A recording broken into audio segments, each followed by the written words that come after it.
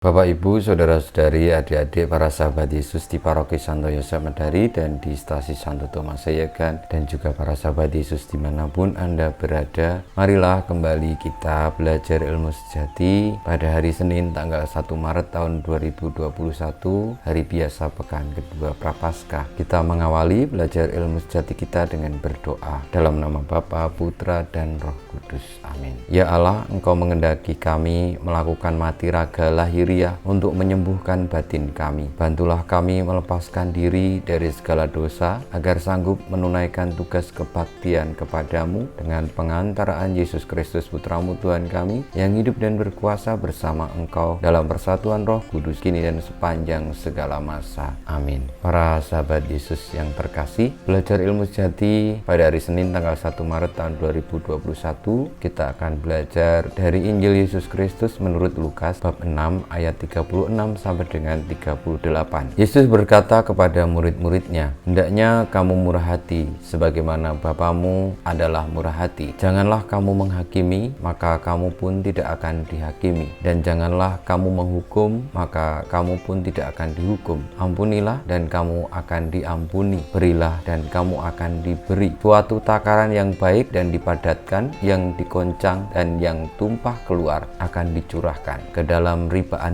sebab ukuran yang kamu pakai untuk mengukur akan diukurkan kepadamu." Demikianlah Injil Tuhan kita. Terpujilah Kristus. Para sahabat Yesus yang terkasih, sabda Tuhan Yesus amat jelas bagi kita bahwa hendaknya kita murah hati seperti Allah Bapa yang murah hati, yang memberikan berkat kehidupan, pemeliharaan, dan juga menyertai kita sepanjang waktu, mulai dari sejak bangun pagi hingga kita tidur lagi, dari sejak kita lahir dan dalam menjalani hidup harian kita. Tuhan senantiasa menyertai kita. Dia tidak pernah menghukum orang-orang yang bersalah dan berdosa. Kalau kadang-kadang kita mengatakan bahwa orang jahat akan mendapatkan balasannya, tentu memang sebagai manusia kita mengharapkan itu, tetapi Allah tidak melakukan itu. Keadilan Tuhan beda dengan keadilan manusia. Keadilan Tuhan adalah bagaimana Ia selalu mencintai orang manusia yang adalah anak-anaknya. Saudara-saudariku yang terkasih, kiranya ilmu sejati yang kita pelajari demikian, bahwa kemurahan hati itu pasti tidak akan sia-sia. Kalau kita berdosa, marilah